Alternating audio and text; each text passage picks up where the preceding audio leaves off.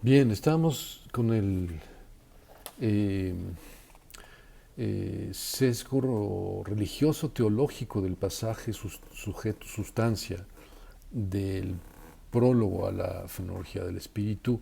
Antes de que se interrumpiera la grabación, vamos a seguir de una vez y recuperamos algunas cosas que prometimos en videos pasados. Entonces rápidamente ahí es una especie de juego de malabarismo de Hegel, de librarse de la acusación de ateísmo, digamos que ubicando a Spinoza como un materialista extremo, para ponerlo de esa manera, eh, pero al mismo tiempo está planteando que, bueno, pues el concepto de Dios, eh, eh, digamos, coincide con lo que llamamos espíritu autoconsciente. Y en ese sentido, entonces, que Dios no es trascendente, Dios, digamos, es una construcción social humana, ¿no? Eh, y esto, digamos, que no es nada, digamos, ortodoxo o placentero para los oídos eclesiásticos de su momento histórico, aunque recordemos que aquí Hegel se está jugando todo por el todo, y aunque es precavido, también hay una fuerte, una enorme dosis de ambición y acaso también de arrogancia filosófica, ¿no? Entonces, en esto no solamente se está cuidando las espaldas, sino que también está, digamos, ofreciendo la conclusión de una serie de reflexiones de juventud sobre la religión, sobre el concepto de Dios y sobre todo sobre las dimensiones sociales, digámoslo así, de la religiosidad.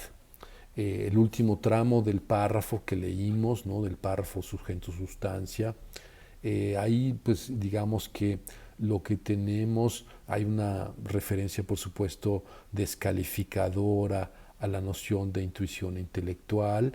Sabemos que es Fichte el que primero la coloca como una noción que pretende mediar la dicotomía entre intuición y pensamiento, para ponerlo en esa dicotomía, ¿no? Recordando la famosa frase kantiana de que las intuiciones sin los conceptos son ciegas y los pensamientos sin su contenido son vacíos, ¿no? Sugiriendo que es la intuición la que provee el contenido.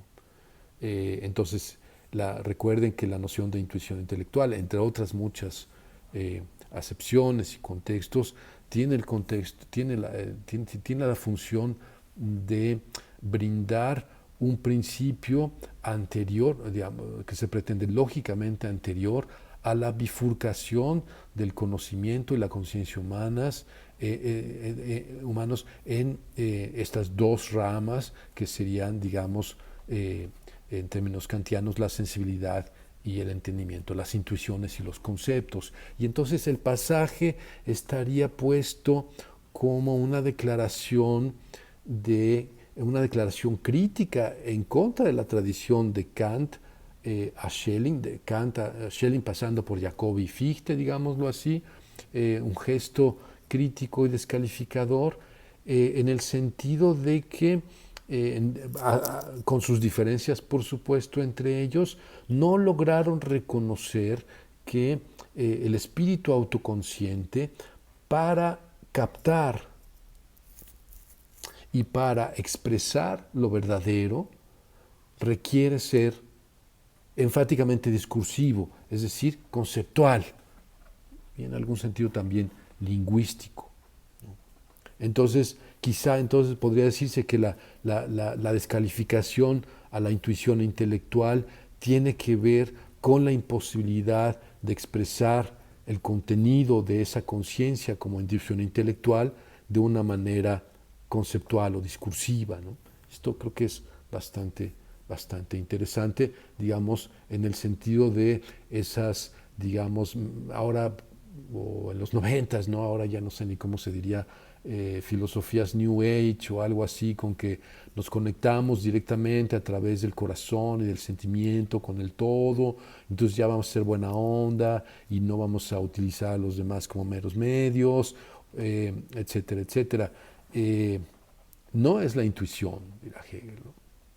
Sino es, digamos, el rigor de lo conceptual y por eso toma tiempo. No solamente personal, sino también tiempo histórico.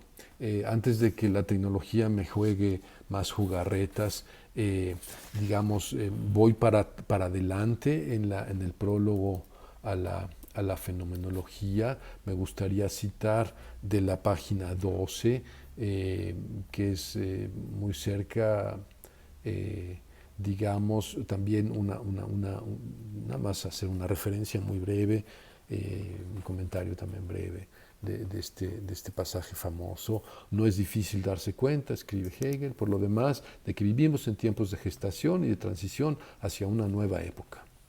El espíritu ha roto con el mundo anterior de su ser ahí y de su representación y se dispone a hundir eso en el pasado, entregándose a la tarea de su propia transformación. Otra vez ahí, hundir eso en el pasado tiene que ver con untergehen, ¿no? Con ir hacia abajo, ¿no? Subsumir también. Bueno, el espíritu, continúa, ciertamente no permanece nunca quieto, sino que se halla siempre en movimiento incesantemente progresivo. Pero así como el niño, tras un largo periodo de silenciosa nutrición, como en el niño, tras un largo periodo de silenciosa nutrición, el primer aliento rompe bruscamente la gradualidad del proceso puramente acumulativo en un salto cualitativo y el niño nace, así también el espíritu, que se forma, va madurando lenta y silenciosamente hacia la nueva figura, va desprendiéndose de una partícula tras otra de la estructura de su mundo anterior, y los estremecimientos de este mundo se anuncian solamente por medio de síntomas aislados. La frivolidad y el tedio que se apoderan de lo existente y el vago presentimiento de lo desconocido son los signos premonitorios de algo otro que se avecina. Estos paulatinos desprendimientos, que no alteran la fisonomía del todo, se ven bruscamente interrumpidos por la aurora que de pronto ilumina como un rayo la imagen del nuevo mundo. Bueno, nuevo mundo, ¿no? Entonces es algo, ese es, digamos que el pasaje donde el pensamiento moderno adquiere su propia conciencia de sí, ¿no? Su autoconciencia, ¿no? Y bueno, esto de la transición, ¿no? Vivimos en nuevos tiempos, entonces es Hegel quien inaugura, filosóficamente al menos, esta idea de los nuevos tiempos, ¿no? Que también en algún sentido son los nuestros. Es esto de que estamos cambiando de época, que el mundo anterior ya se fue a la manga y que lo que viene es incierto, ¿no? Bueno, parece que es una constante. Entonces hay muchos temas aquí, pero es el tema sobre todo de, bueno, los procesos formativos, que son procesos, por supuesto, a lo largo del tiempo, que son procesos de latencia, que, como dice, van madurando y dan pie a diferentes manifestaciones del espíritu que Hegel llama figuras de la conciencia. Entonces, esto de los nuevos tiempos no es algo que va a ser realmente muy importante. El espíritu no permanece nunca quieto, Bildung, se forma a sí mismo moviéndose, ¿no? Entonces, recordar estas épocas de transición, algo que quizás con este pasaje en mente decía Antonio Gramsci, ¿no? Espero que sepan quién es Antonio Gramsci. Decía así, el problema es que entre en la penumbra, cuando todavía no aparece lo nuevo, de pronto saltan monstruos. Eso nos puede dar un poco que pensar. Digamos que el proceso puede tener más de una manera de descarrilarse y de ir mal, ¿no? Y esto es algo que hay que tener en cuenta.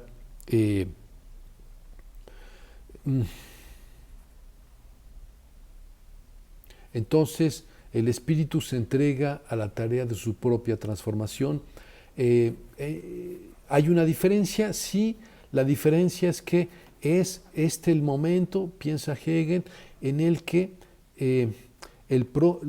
como producto de su propia formación, el espíritu se da cuenta de que tiene la capacidad de autoconocerse y que, digamos, ese autoconocimiento tiene en la filosofía su expresión por excelencia, ¿no? Porque es una expresión conceptual, que solo puede expresarse esa autoconciencia conceptualmente, ¿no?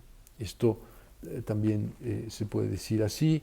En fin, hay mucho que comentar además de todo esto. Rápidamente voy a ir a una parte más hacia el final del prólogo, y que es algo que tiene que ver con la verdad filosófica. Recuerden también cómo es que el propio Hegel insiste en este asunto de el contenido del prólogo como algo que tiene que ver con la verdad filosófica. Entonces dice, esto es página 28, en la edición del fondo, el dogmatismo como modo de pensar en el saber y en el estudio de la filosofía no es otra cosa que el creer que lo verdadero consiste en una proposición que es un resultado fijo y que es sabida de un modo inmediato. Todas estas discusiones sobre lo que es dogmático, lo que es idealista, si el idealismo es dogmático, si no, habían estado en boga con Fichte y con Schelling, y digamos que es un tema que el propio Hegel había tratado en el llamado escrito de la diferencia, ¿no? El Differenzschrift, sobre la diferencia entre los sistemas de Schelling y de Fichte. Entonces, fíjense cómo lo pone, ¿no? No es otra cosa el dogmatismo como modo de pensar y en la filosofía. Creer que lo verdadero consiste en una proposición que es un resultado fijo y que es sabida de un modo inmediato. Continúo brevemente. A preguntas tales como ¿cuándo nació Julio César? ¿Cuántas toesas, es una medida espacial, tiene un estadio, etcétera? Hay que dar una respuesta neta, del mismo modo que es una verdad determinada el que el cuadrado de la hipotenusa es igual a la suma de los cuadrados de los otros dos lados del triángulo rectángulo. Pero la naturaleza de esta llamada verdad difiere de la naturaleza de las verdades filosóficas. Entonces, ¿cuál sería la idea aquí? Hay de nuevo mucho que discutir. Entonces, pensar que una verdad filosófica es, digamos, es o puede verse como la respuesta a una pregunta sobre hechos históricos o a una pregunta sobre las propiedades de los objetos geométricos, ¿no? Es ser dogmático. Porque, digamos, al menos aparentemente, la respuesta a la pregunta de cuándo nació Julio César no tiene repercusiones sistemáticas. Es decir, es algo que no está sujeto a la, digamos, opinión, no está sujeto a la reflexión, ¿no? No depende si alguien reflexiona o no, o si alguien lo discute o no. Digamos, si tiene una respuesta concreta que no admite titubeos o dudas. Y en ese sentido hay una positividad en la verdad histórica, algo análogo, aunque desde luego no idéntico, puede decirse para las llamadas verdades matemáticas, ¿no? Digamos que las propiedades que tienen los triángulos no dependen, digamos, de la opinión de los señores que practican la geometría, ¿no? Como la fecha de nacimiento de Julio César no depende de la opinión de los señores que hacen historia. Ahora, ciertamente, tampoco las verdades filosóficas dependen de las opiniones de los filósofos o de las personas que hacen filosofía.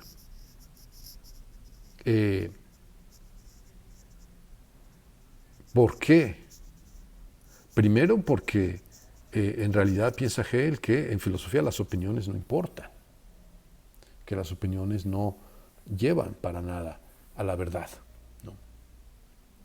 Entonces, digamos, regresando al punto de la verdad filosófica, ¿cuál sería la diferencia?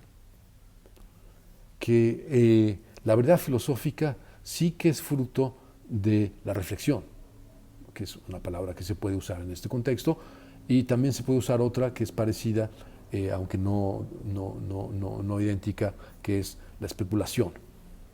O otra expresión que usa Hegel a lo largo de su obra, sobre todo posteriormente, la lógica, y enciclopedia también, pensamiento dialéctico, para describir lo que está pasando o incluso lo que debe pasar en filosofía. Entonces, ¿cómo entender esto rápidamente? Y con esto ya voy cerrando. Digamos, hay un sentido en el que la verdad filosófica es una verdad holística, para usar este término pedante. También es una verdad que tiene que ver con totalidades. Por eso, anteriormente, y ya no pudimos ver este pasaje, lo podemos ver en clase, lo verdadero es el todo, ¿no? Esto es súper importante, ¿no? Y su desarrollo, ¿no? Es el todo junto con su desarrollo, ¿no? Entonces, digamos que una afirmación escueta, una afirmación filosófica escueta, no puede ser equivalente a la afirmación de la fecha de nacimiento de Julio César, cualquiera que esa sea, ¿no? Digamos, si Dios es sustancia una o si Dios es sujeto, no puede ser afirmado y no puede ser discutido, no puede ser conceptualizado de la misma manera que el caso de la verdad histórica con Julio César, ¿no? Esos casos, ¿no? Entonces, digamos que cuando dice que el dogmatismo no es otra cosa que creer que lo verdadero consiste en una proposición, que es el resultado fijo o que es sabida de modo inmediato, ¿no? Entonces, como si no necesitáramos de mediaciones, como si no necesitáramos de todo un sistema de proposiciones o de juicios para poder hacer un solo juicio. Ni a la historia ni a las matemáticas les corresponde cobrar conciencia de las totalidades que ellas mismas conforman. Ciertamente, la geometría euclidiana y las geometrías son, son sistemáticas, forman un sistema. Y la historia, en otro sentido, también tiene, puede conformar una totalidad, ciertamente. Es decir, que Julio César haya nacido en en tal época, pues también está conectado con que otras personas hayan nacido y haya pasado tal y cual cosa en otra. Hay conexiones sistemáticas, pero el caso de la filosofía es especial, porque la filosofía es la única, piensa Hegel, que puede cobrar conciencia del carácter holístico o, digamos, necesariamente totalizante del saber humano. Entonces, lo que es verdadero, de nuevo, es el todo. Y yo creo que con eso podemos concluir este nuevo video.